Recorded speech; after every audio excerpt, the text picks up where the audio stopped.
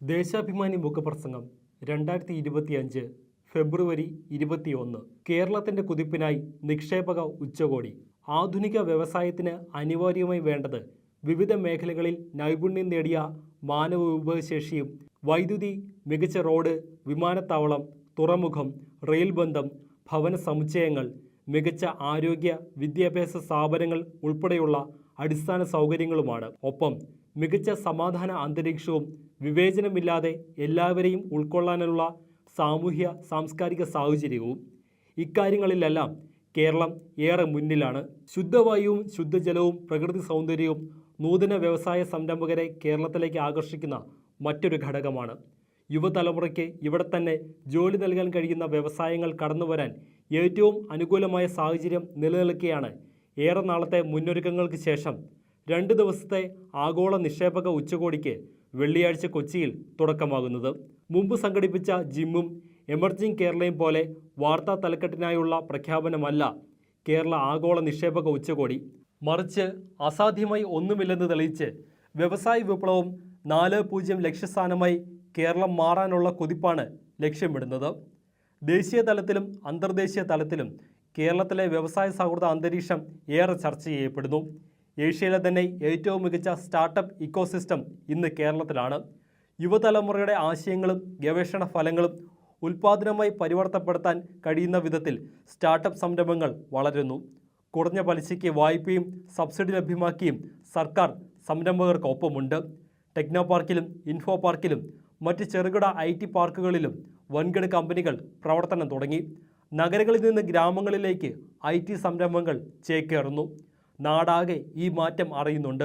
IBM, BMW, ടെക്വർക്സ് ഉൾപ്പെടെയുള്ള അന്തർദേശീയ കമ്പനികളിലെ മുഖ്യ ചുമതലക്കാരും കേരളത്തിൽ ദീർഘകാലമായി വ്യവസായം നടത്തുന്നവരും കേരളം പോലെ വ്യവസായം ആരംഭിക്കാൻ പറ്റുന്ന മറ്റൊരു ഇടമില്ലെന്ന് പ്രഖ്യാപിക്കുന്നു.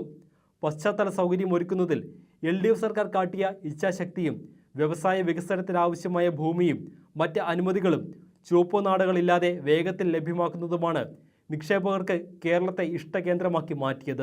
നിക്ഷേപക ഉച്ചകോടിയിൽ 26 രാജ്യങ്ങളിലെ നയതന്ത്ര പ്രതിനിധികൾ ഉൾപ്പെടെ 3000-ഓളം പേർ പങ്കെടുക്കും.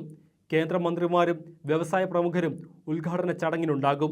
ഓസ്ട്രേലിയ, നോർവേ, വിയറ്റ്നാം, മലേഷ്യ എന്നിവ ഉച്ചകോടിയുടെ പങ്കാളി രാജ്യങ്ങളാണ്. ബഹ്റൈൻ, അബുദാബി, സിംബാബ്വെ എന്നിവിടങ്ങളിൽ നിന്ന് മന്ത്രിതല സംഘവും Germany, Norway, Vietnam, France, Malaysia എന്നിവിടങ്ങളിൽ നിന്ന് പ്രതിനിധി സംഘവുമുണ്ട്. വിവിധ വകുപ്പുകളിലെ പദ്ധതികളിലെ നിക്ഷേപക ചർച്ചകൾക്ക് മുഖ്യമന്ത്രി പിണറായി വിജയനും വ്യവസായ മന്ത്രി P. രാജീവും നേതൃത്വം നൽകും. വ്യവസായ നയത്തിലെ 22 മുൻഗണനാ മേഖലകളെ 5 വിഭാഗമായി തിരിച്ചാണ് ചർച്ച. എത്ര പദ്ധതികൾ സാധ്യമാകുന്നുവെന്ന് അവസാന ദിവസമായ ശനിയാഴ്ച പ്രഖ്യാപിക്കും. ഉച്ചകോടി കേരളത്തിൻ്റെ വ്യവസായ ചരിത്രത്തിലെ നാഴികക്കല്ലായി മാറും.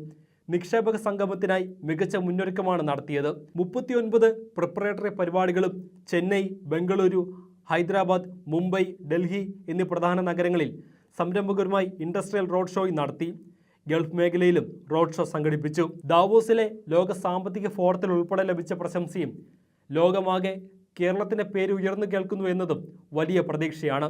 വിഴിഞ്ഞ തുറമുഖവും 6 വരി ദേശീയപാതയും ഗെയിൽ പൈപ്പ് ലൈനും മലയോര തീരദേശ ഹൈവേയും മറ്റ് അടിസ്ഥാന സൗകര്യ വികസനങ്ങളും LDF സർക്കാരിൻ്റെ ഉറച്ച തീരുമാനങ്ങളുടെ ഫലമായാണ് യാഥാർത്ഥ്യമാകുന്നത്.